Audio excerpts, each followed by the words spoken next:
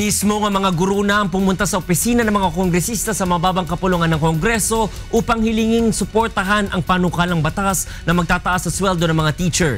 At kasama natin na senior correspondent na si Grace Casin dito sa UNTV Studio para ibigay ang detalye ng ulat na yan. Grace, good evening. Good evening, Attorney Reg. Kanina, may isa nga sa may init na issue ngayon, itong pagtataas ng sweldo ng mga guro.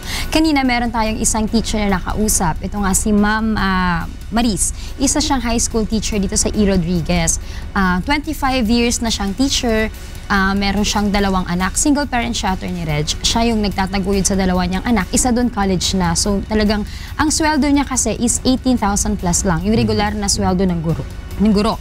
Ngayon, lagi niyang, nakausap ko siya kanina, kulang na kulang yung 18,000 dahil meron siyang college student. Siya pang sa mga pangangailangan nila, pagkain, transportasyon, bayad sa kuryente, ilaw, tuition fee pa ng mga anak niya. Kaya ang nangyayari, tuwing kinukulang siya ng pera, nangungutang siya sa mga cooperative, sinasanglaan niya yung ATM niya to the point na gano'n kasi kailangan niya ng pera para dun sa mga anak niya.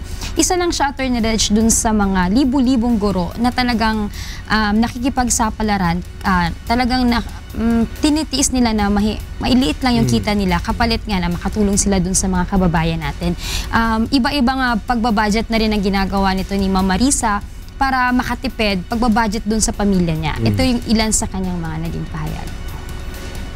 Yung mga anak ko, sanay sila na yung lumang notebook nila, pag may natira, pinagsasama-sama namin yun at tinatahi uli namin para magamit nila sa susunod na taon.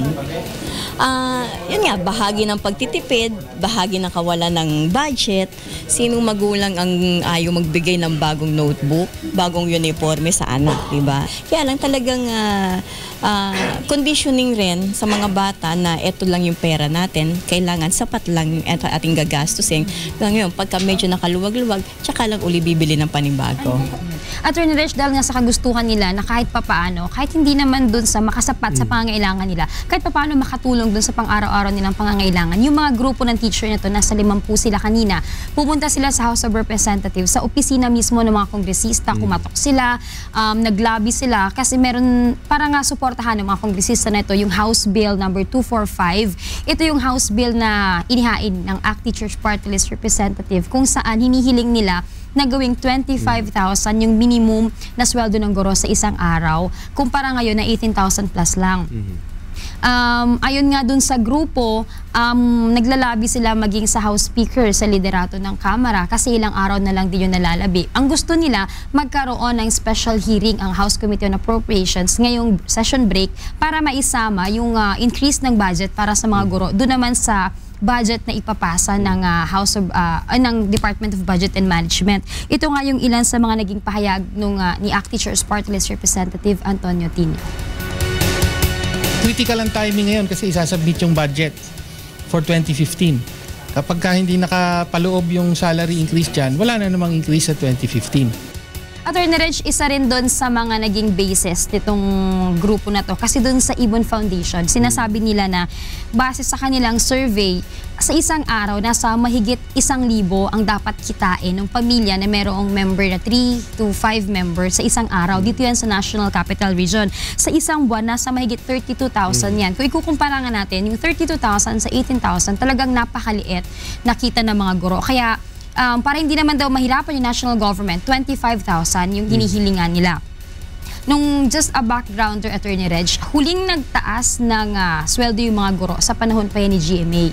Last 2009, ang sweldo ng mga guro ay nasa 9,000 plus lang. To be exact, 9,939.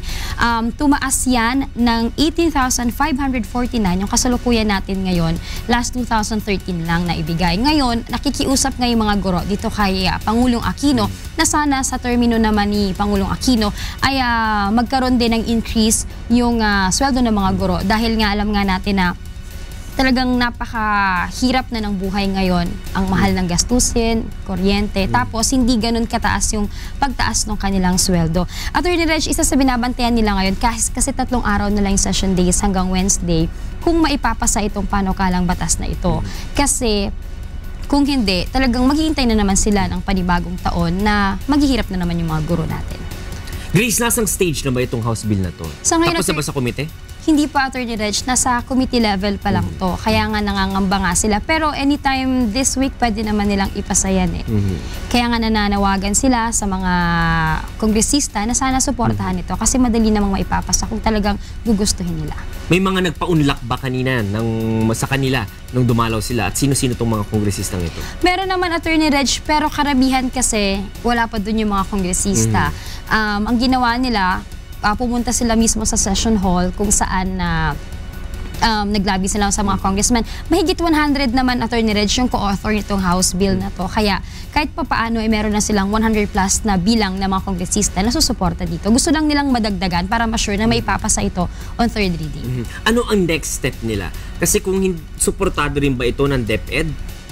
Sa ngayon, Attorney Reg, hindi pa nila nakakausap ang DepEd dito kasi nga isa rin sa nagiging issue ngayon yung standardization law. Pag tinaas mo yung sweldo ng guro, kailangan mo rin itaas yung sweldo ng government employee.